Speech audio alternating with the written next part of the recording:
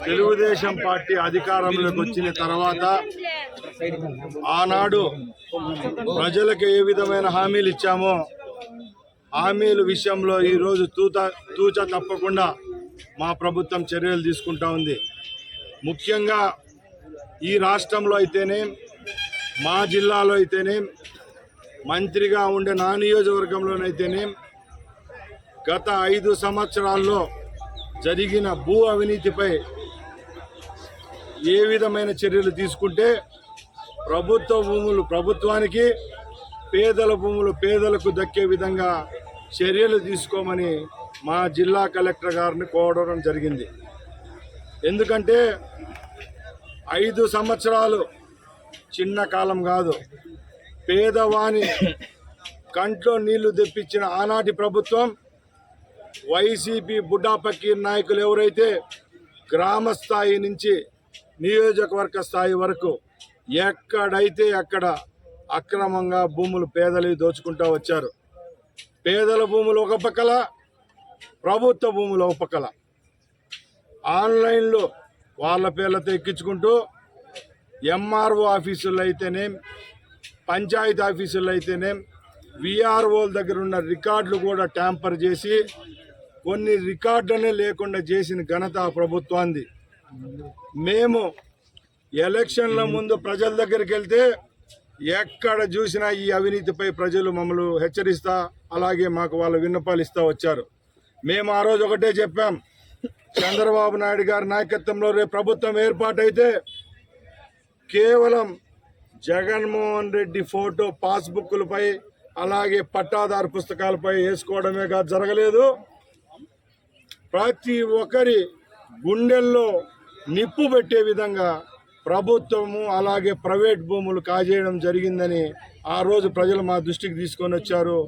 దాన్ని మేము ఈరోజు ఇంప్లిమెంట్ చేసే విధంగా జిల్లా కలెక్టర్ గారికి మేము వినతి పత్రం అందజేశాం. ముఖ్యంగా రాయచోటి నియోజకవర్గంలో సుమారు 2,000 కోట్ల రూపాయల ప్రభుత్వ భూమి అయితే ప్రైవేటు భూములను వైసీపీ నాయకులు కార్యకర్తలు కాజేయడం జరిగింది. ఇప్పుడు ఇక్కడే ఉన్నాం, సంబేపల్లి మండలం దేవపట్టలో ఇక్కడ పెద్ద మనుషులుగా చలామణి అవుతూ పెద్ద రెడ్లుగా చెప్పుకుంటున్న కొన్ని కుటుంబాలు వంకపురం పోగులను ఫెన్సింగ్ వేసుకొని ఈరోజు హైవేకి వచ్చిన ఆ భూములు కోట్ల రూపాయలకు అవుతున్నాయి. అలాగే ఇదే మెయిన్ రోడ్డుకు అదే కుటుంబాలకు చెందిన వ్యక్తులు 40 ఎకరాలు ఒకే దగ్గర ప్లాట్గా ఫెన్సింగ్ వేసుకోవడం జరిగింది. ఇదేదో తెలుగుదేశం పార్టీ వాళ్ళపై కక్ష కట్టి కాదు, ప్రజల గుండెల్లో ఉండే బాధను మేము గమనించాం. ఈరోజు మేము ఎవ్వరము మా చేతిలోకి చట్టాన్ని తీసుకోవడం లేదు. ఈ జిల్లాకి ఎవరైతే ముఖ్య భూమికను పోషించే రెవెన్యూ పరంగా ఎవరైతే ఉంటారో కలెక్టర్ గారికి మేము విన్నవించుకుంటున్నాం, మా నియోజకవర్గంలో త్వరగా తేల్చండి, ఈ బకాసురుల చేతుల్లో ఉన్న భూములను విముక్తి చేయండి.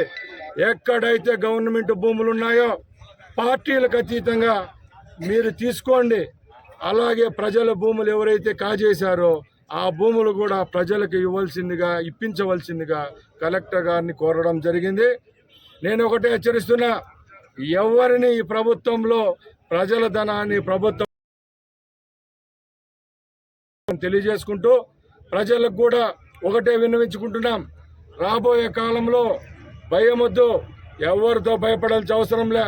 ప్రతి ఒక్క రోజు ప్రతి ఒక్క ఎంఆర్ఓ ఆఫీసులో కంప్లైంట్ బాక్స్ పెడుతున్నాం. రెవెన్యూ పరంగా ఎవరెవరు భూములు అయితే అన్యాక్రాంతమైనాయో, తప్పులు రికార్డు సృష్టించారో,